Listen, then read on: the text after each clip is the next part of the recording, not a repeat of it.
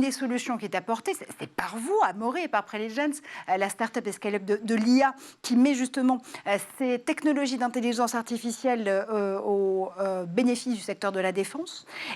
Vous avez réussi à obtenir un gender gap salarial, je le dis en franglais, c'est très beau, de 0%.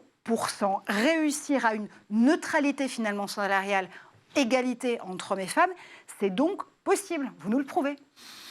Oui, tout à fait. Alors, c'est possible, mais pas n'importe comment. C'est-à-dire que si vous voulez réussir à effectivement neutraliser ça, je pense qu'il faut trouver des moyens assez concrets, assez rapides de neutraliser les biais et les effets qui mènent à avoir, in fine, ces différences de salaire qu'on ne sait pas expliquer, parce que c'est bien tout le problème, c'est de se rendre compte que deux personnes à compétences égales, à travail égal, vont avoir 20% d'écart de salaire parce que l'un est un homme et l'autre est une femme.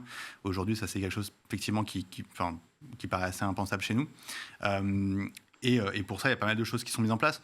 Je pense que la première, déjà, et je pense que c'est aussi dans l'impulsion que les fondateurs vont mettre dès le début, c'est d'avoir une présence RH très forte, très tôt.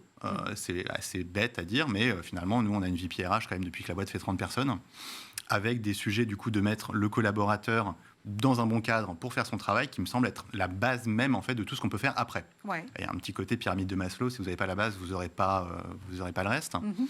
Ensuite, sur les salaires des femmes dans la tech, alors nous, on a la double difficulté d'être à la fois dans la tech, mais aussi un peu dans la défense. Oui. De secteurs où, déjà, les femmes ne sont pas forcément les plus représentées. Et donc nous, aujourd'hui, on travaille sur deux fronts là-dessus, donc à la fois sur celui du salaire et aussi de l'inclusion des talents féminins dans la tech. On parlait tout à l'heure des femmes qui n'osaient peut-être pas négocier leur salaire à l'entrée.